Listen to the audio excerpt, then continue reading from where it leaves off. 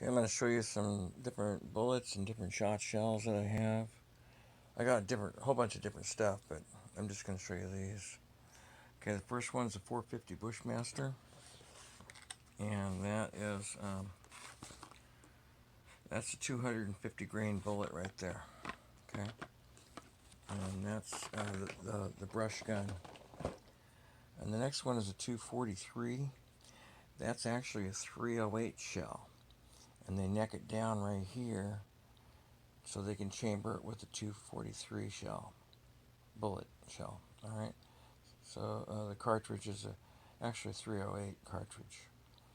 So this is comparable or in competition with a 308. 308's got more power in the long run, but this is for someone that wants to shoot big game and not have such a big recoil. It's really effective too. And that's a 100 grain bullet at the end. All right. And then getting over to the 223. The 223 is a 55 grain bullet on there. You can go up to like 75 grains. Depends on what your rifle is made to shoot better. Uh, so the next one is a 22 Magnum. And in a 22 Magnum, you can actually shoot 22 rimfire, 22 long rifle shells in it.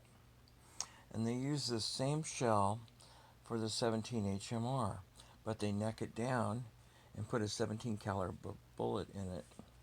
So it actually has more power in the 17 HMR than it does the 22 Magnum. Quite a big difference. This one here is powerful enough to definitely kill a coyote at 150 yards. And it's a 40 grain right here, and I think it's a 17 grain or a 20 grain in the 17 caliber. And then the one to the right there is the 22 long rifle cartridge rimfire, and that's a 40 grain bullet right there. But they make them as light as 20 grains. 40 grains is the average, so okay. Getting over here is 12 gauge. This is a shot shell for birds. This one here is for hunting big game. This has 9 round balls in it. You can see the buckshot in there. All right. This is a 20 gauge. I also have this with buckshot, but I don't know where I put them. So this one's a birdshot round. And my rifles take 2.5-inch to 3-inch shells. So it doesn't matter what the length of the shell is, it takes both. Over here is a 410 self-defense round, the black one. It has two buckshots in it. Two buckshots in it and one slug. And it shoots about 700 feet per second. And that's used for big game or self-defense. Right here is a shot shell for birds with a 410. That's a 3-inch one. Okay, I paused it for a second. The 410 has two 35 caliber round balls in it, the black one, and it has a 41 caliber slug in it, and it has 300 foot-pounds of energy at the muzzle.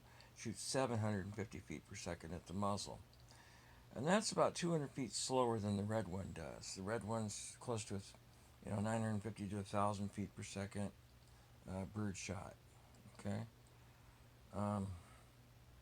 At 15 yards, they shoot about the same hole.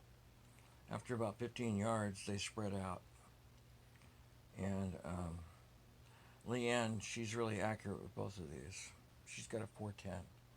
She also has a 20 gauge. So with this one right here, the double odd buck, that round shoots 1,200 feet per second with those 9 double odd bucks in it. And I'm not sure about how fast this one is. It's probably about the same. This is number 7.5 bird shot.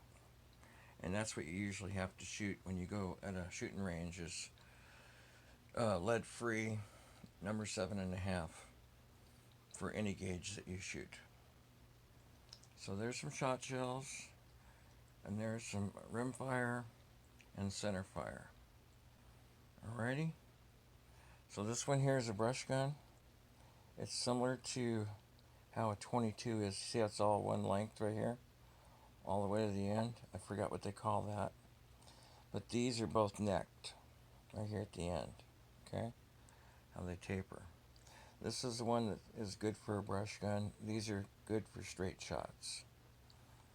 And then the 17 HMR is the most powerful of the long rifle and the Magnum. That's it for now.